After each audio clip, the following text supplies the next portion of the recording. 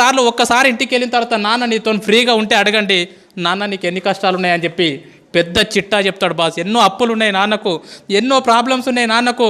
అమ్మ మీరు ఆడపిల్లలాగా పుట్టినరు, రియల్గా మీ అమ్మ నాన్నకు సెల్యూట్, మిమ్మల్ని చదివిపిస్తున్నారు. రియల్గా సెల్యూట్ వాళ్ళకి. ఎందుకంటే ఆడపిల్ల పుట్టిందని చెప్పి చాలామంది బాధపడుతూ ఉన్నారు. ఆడపిల్ల పుట్టినా సరే చదివిస్తున్నారు. రేపు పొద్దున నీ పెళ్ళి ఎట్లా చేయాలని చెప్పి ఇప్పటి నుంచి ఆలోచిస్తారమ్మ. పాపము నా కూతురికి ఎలాంటి భర్తను తీసుకురావాలి, ఎంత కట్నం ఇవ్వాలి, ఎంత బంగారం పోగు చేయాలని చెప్పి పాపం నాన్న పిచ్చోన్లాగా బయట నీ కోసం కష్టపడుతున్నాడు రా. ఈరోజు హ్యాపీగా ఇక్కడ నవ్వుకుంటా కూర్చున్నావు కదా, ఇంటికి వెళ్తే నాన్నని ముఖం మీద తిడుతున్నావు కదా, పెద్దగా అయిపోయినావు అని చెప్పి, 10th క్లాస్కి వచ్చినావు అని చెప్పి. కానీ ఈ టైం మీ నాన్న గురించి ఆలోచన చేయి. ఎక్కడనో చేన్లో పని చేస్తున్నాడు పాపం, కూలి పని చేస్తున్నాడు పాపం, ఆటో నడిపిస్తున్నాడు పాపం. 365 రోజులు నీ కోసం పని చేసేటటువంటి కష్టపడేటటువంటి పిచ్చోడురా మీ నాన్న. మరి ఇంకో దేవత గురించి చెప్పున్నా, నిజంగా భగవంతుడు అనేవాడు ఉన్నాడో లేడో నాకైతే తెలియదు, కానీ 9 నెలలు మోసింది బాస్ అమ్మ మనని.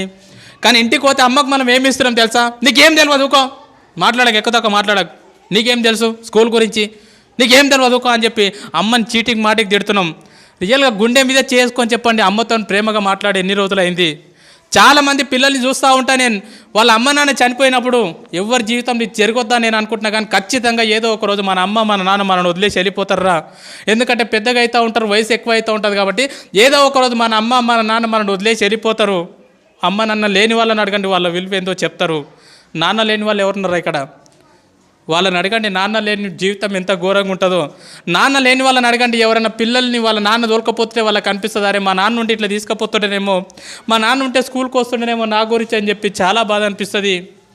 మరి ఈ రకంగా ఒక తల్లి 9 నెలలు మోస్తుంది మీ అమ్మని ఇంటికి పోతే మనం చీటికి మాటికి తిడుతూ ఉన్నాం, చీటికి మాటికి కసురుకుంటా ఉన్నాం, నీకేం తెలియదు అంటున్నాం. 9 నెలలు కడుపులో మోసేటప్పుడు ఎన్నో హాస్పిటళ్ళు తిరిగింది, ఎన్నో గుడులు తిరిగింది, ఎన్నో మందులు మింగింది, తనకు ఇష్టం లేని ఫుడ్ తీసుకున్నది అమ్మ. స్కూల్కి వెళ్ళేటప్పుడు బ్యాగ్ బరువు అయితే మన ఫ్రెండ్కి ఇస్తాం పట్టుకోరకో సేపు అని చెప్పి, కానీ లోపల 2 కిలోల బరువు లోపల పెట్టుకొని 9 నెలలు మోసిందిరా మీ అమ్మ. ఆడపిల్లవో తెలియదు, మగపిల్లగాడవో తెలియదు, అందంగా ఉన్నవో తెలియదు, వికారంగా ఉన్నవో తెలియదు, పుట్టిన తర్వాత వాళ్ళని చూసుకోవటవో తెలియదు, చూసుకోవో తెలియదు. కడుపులో ఉన్నప్పుడు ప్రతిరోజు మురిసిపోయింది, నా కొడుకు ఇట్లుంటాడేమో, నా కూతురు ఇట్లుంటుందేమో అని చెప్పి. 8 నెలల టైం లోపల నువ్వు ఆడుతూ ఉంటే అమ్మ పేగుని గట్టిగా తన్నినప్పుడు విపరీతమైనటువంటి నొప్పి. లేచి ఒక్కసారి కన్నీళ్ళు దూడ్చుకొని పక్కకు నాన్న ఉంటే నాన్న నిద్రలకి లేపి, లోపల బాబా ఆడుకుంటున్నారు తెలుసా, లోపల పాప ఆడుకుంటుంది తెలుసా అని చెప్పి మురిసిపోయిందిరా మీ అమ్మ. 9 నెలలు నిన్ను మోసిన తర్వాత ఈ ప్రపంచం లోపలికి నిన్ను తీసుకొచ్చేటప్పుడు మీ అమ్మ నిన్ను ఈ ప్రపంచం లోపలికి ఎట్లా తీసుకొస్తుంది తెలుసా? 2 రకాలుగా తీసుకొస్తుంది బాస్. ఒకటి caesarean delivery, 2 normal delivery. Caesarean delivery అంటే ఏందో తెలుసా బాస్? రియల్గా నా జీవితంలో నేను డిగ్రీలో ఉన్నప్పుడు నాకు అపెండిక్స్ ఆపరేషన్ అయింది. 3 కుట్లు పడితే 3 నెలలు ఇబ్బంది పడ్డా నేను. 3 కుట్లకు 3 నెలలు ఇబ్బంది పడ్డా. సిజేరియన్ డెలివరీ అంటే తల్లి తన కడుపును మొత్తం కోయించుకొని నిన్ను ఈ ప్రపంచం లోపలికి తీసుకొస్తుందిరా. డాక్టర్ అంటాడు, అమ్మ నీ కడుపు మొత్తం కోసి బిడ్డను బయటికి తీయాలంటే ఇప్పటి వరకు ఏ తల్లి కూడా నాకేం కావద్దు అని చెప్పి ఏ తల్లి చెప్పలే. డాక్టర్ ఏమైనా పర్లేదు, కడుపులో ఉన్న బిడ్డకి ఏం కావద్దు డాక్టర్ అని చెప్పినటువంటి గొప్ప దేవతరా మీ అమ్మ. ఆ రకంగా నీకు సిజేరియన్ డెలివరీ ద్వారా నీకు జన్మనిచ్చింది మీ అమ్మ. సిజేరియన్ డెలివరీ కాకుండా నార్మల్ డెలివరీ, మ్యాక్సిమం మీ తల్లులు నీకు ఎక్కువ నార్మల్ డెలివరీ ఇచ్చి ఉంటారు. నార్మల్ డెలివరీ అంటే ఏం తెలుసా? ఒక్కసారి ప్లీజ్ అందరు ఇట్లా గిల్లుకోండి, ఒక్కసారి ప్లీజ్ గిల్లుకోండి అందరు, ఒకసారి కంపల్సరీ గిల్లుకోవాలి అందరు. గిల్లుకున్నారా? ఇప్పుడు గిల్లుకుంటే మీకు ఒక నొప్పి వచ్చింది కదా, పెయిన్. ఆ పెయిన్ని దేంట్లో కొలుస్తారంటే డెల్స్లో కొలుస్తారు. ఇప్పుడు నీకు అయినటువంటి పెయిన్ ఎంత అంటే 0.01 డెల్. 0.01 డెల్కి అబ్బా అంటున్నావు. నేను వచ్చి నీకు గట్టిగా తొడపాశం పెడితే అది ఎంత ఉంటుంది అంటే 0.1 డెల్ ఉంటుంది. 0.1 డెల్కే తల్లడిల్లిపోతున్నావు అబ్బా అంటున్నావు. కానీ 9 నెలలు నిన్ను మోసి నిన్ను ఈ ప్రపంచం లోపలికి తీసుకొచ్చేటప్పుడు మీ అమ్మ ఎంత నొప్పి భరిస్తుంది తెలుసా బాస్? 57 డేల్స్ నొప్పిని భరిస్తుందిరా. 57 డేల్స్ నొప్పిని భరిస్తుంది బాస్. 57 డేల్స్ నొప్పి అంటే ఎంతో నీకు అర్థం కాదు. 20 సుత్తెలు తీసుకొని ఒక్కసారి వెన్నెముక మీద ధన కొడితే ఎంత నొప్పి, అంత నొప్పిని భరించింది అమ్మ.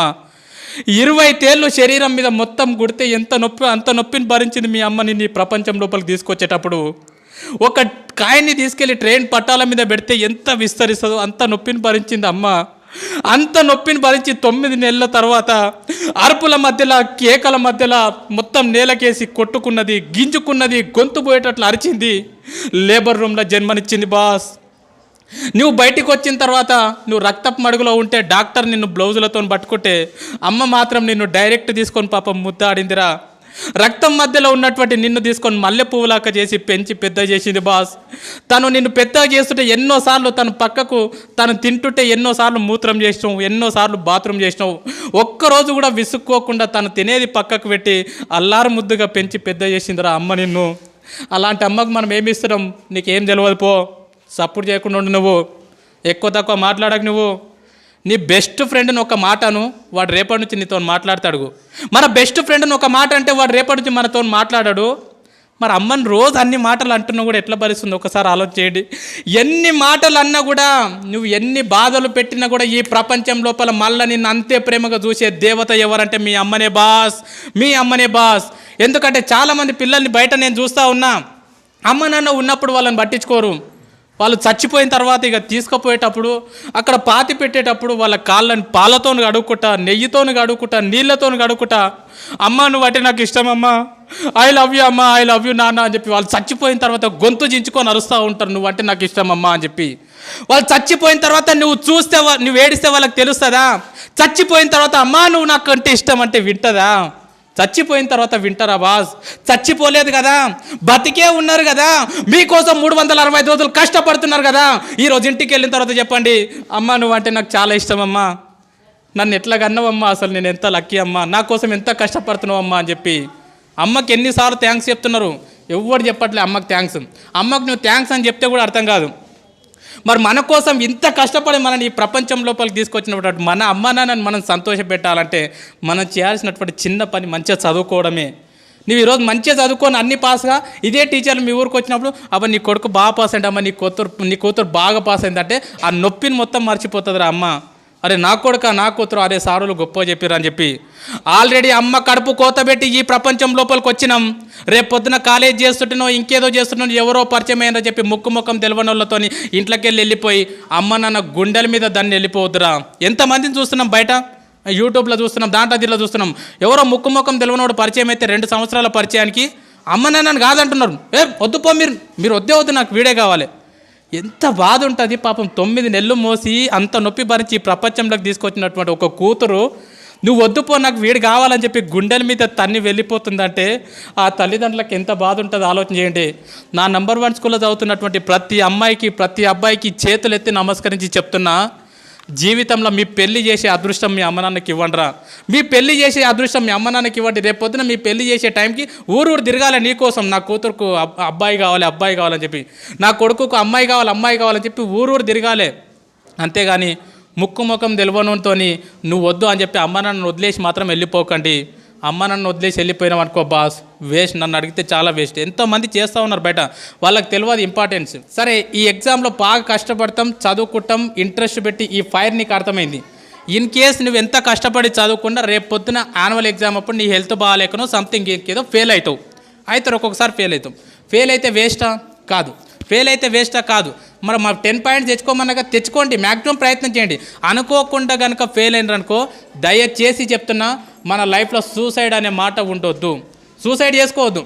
ఎందుకంటే మనం చచ్చిపోయినామనుకో బాస్, నువ్వు ఫెయిల్ అయినావని చెప్పి సూసైడ్ చేసుకుంటే ఈ స్కూల్కి నీకంటే మంచి స్టూడెంట్ వస్తాడు, నీ ఫ్రెండ్కి మంచి ఫ్రెండ్ దొరుకుతాడు. కానీ మీ అమ్మ నాన్నకు మళ్ళీ ఇలాంటి కూతురు ఇలాంటి కొడుకు దొరకడరా. అందుకే ఒక్క విషయం బాగా గుర్తుపెట్టుకోండి, లైఫ్లో ఎన్ని కష్టాలు వస్తే ఫ్యూచర్ అంత బాగుంటుంది. లైఫ్లో ఎన్ని ప్రాబ్లమ్స్ వస్తే నీ భవిష్యత్ అంత బాగుంటుంది. చాలామంది పిల్లలు అంటారు, సార్ మా ఇంట్లో ఫుల్ ప్రాబ్లమ్స్ ఉన్నాయి సార్, అసలు వేస్ట్ సార్ అంటారు. మనము హాస్పిటల్కి వెళ్ళినప్పుడు, హార్ట్ హాస్పిటల్కి వెళ్ళినప్పుడు ఈసీజీ తీస్తారు కదా, ఈసీజీ తీసినప్పుడు ఇట్లా వస్తుంది, అది లైన్ చూసిరా సినిమాలో చూపిస్తారు, టొయ్ టొయ్ టొయ్ టొయ్ అని వస్తుంది. అట్లా రాకుండా టొయ్ అని వచ్చిందంటే దాని అర్థం ఏంది? చచ్చిపోయిండని అర్థం. మిత్రమా, నీ జీవితం లోపల కూడా కష్టాలు లేకుండా కన్నీళ్ళు లేకుండా జీవితం ఇట్లా సాపిగా సాగిపోతుందంటే నువ్వు చచ్చిపోయినటువంటి శవంతో సమానం. నీ జీవితం లోపల కష్టాలు వస్తున్నాయి, సుఖాలు వస్తున్నాయి, కన్నీళ్ళు వస్తున్నాయి, ఒడిదుడుకులు వస్తున్నాయి, ఫెయిల్ అవుతున్నాం, పాస్ అవుతున్నాం అంటే నువ్వు బతికున్నావని అర్థం మిత్రమా, బతికున్నావని అర్థము. స్వామి వివేకానంద అంటాడు, కెరటాలు నాకు ఆదర్శం, పైకి లేస్తున్నందుకు కాదు, కింద పడ్డ ప్రతిసారి పైకి లేస్తున్నందుకు. ఎన్నిసార్లు ఫెయిల్ అవుతున్నాం అనేది ఇంపార్టెంట్ కాదు, ఫెయిల్ అయిన ప్రతిసారి మళ్ళీ పాస్ కావడానికి ప్రయత్నం చేస్తున్నామా లేదా అనేది ఇంపార్టెంట్. 10 సార్లు ఫెయిల్ అయినా సరే 11వ సారి ప్రయత్నం చేయండి, అదే నిజమైనటువంటి చదువు. నన్ను అడిగితే ఫెయిల్ అయితే బాధపడొద్దు, సబ్జెక్ట్ పోతే బాధపడొద్దు. ఎందుకంటే జీవితం అనేది చాలా నేర్పుతుంది. అడగండి మీ టీచర్లను, ఎప్పుడన్నా ఫ్రీగా ఉన్నప్పుడు, సార్ మీరు ఎప్పుడన్నా ఫెయిల్ అయినరా? ఖచ్చితంగా ఏదో ఒక దగ్గర ఫెయిల్ అయినామని చెప్తారు వాళ్ళు. ఖచ్చితంగా ఫెయిల్ అయినరు. సపోజ్ ఫర్ ఎగ్జాంపుల్ చూడండి, 10th క్లాస్ ఫెయిల్ కాలే పోయినావు. ఇంకో విషయం చెప్తాం, పాస్ అయినోడు ఒకటేసారి రాస్తాడు ఎగ్జామ్, ఫెయిల్ అయినోడికి 2 సార్లు ఛాన్స్ ఉంటుంది రాసేది, అవునా కదా? సో 10th క్లాస్ ఫెయిల్ అయినావు, హ్యాపీగా వెళ్ళిపోయినావు. ఇంటర్మీడియట్ మంచిగా నడిచిపోయింది, డిగ్రీ మంచిగా నడిచిపోయింది, ఇంకేదో నడిచిపోయింది. నీ జీవితంలో ఎక్కడ ఫెయిల్యూర్ లేకుండా ఇట్లా జీవితం సాఫీగా సాగిపోతుంది. రేపు పొద్దున జాబ్ చేసేటప్పుడు నీకు ఫెయిల్యూర్ వచ్చింది అనుకో, ఖచ్చితంగా హార్ట్ అటాక్ వచ్చి స్పాట్లో చచ్చిపోతావు నువ్వు. ఎందుకంటే నీకు ఫెయిల్యూర్ అంటే తెలియదు, ఓటం అంటే తెలియదు. అందుకే నేనేం చెప్తానంటే చాలామంది పిల్లలకు ఆటలు ఆడమని చెప్తాం. ఆటలు ఆడడం అనేది ప్రైవేట్ స్కూల్లో ఏడుంటుంది మిత్రమా, ఇలాంటి గవర్నమెంట్ స్కూళ్ళలో మాత్రం ఉంటుంది. ఏ స్కూల్కు గ్రౌండ్ ఉన్నా చూడండి, ఏ స్కూల్కు గ్రౌండ్ లేకుంటుంది. ఆటలు ఆడితే ఏమవుతుందంటే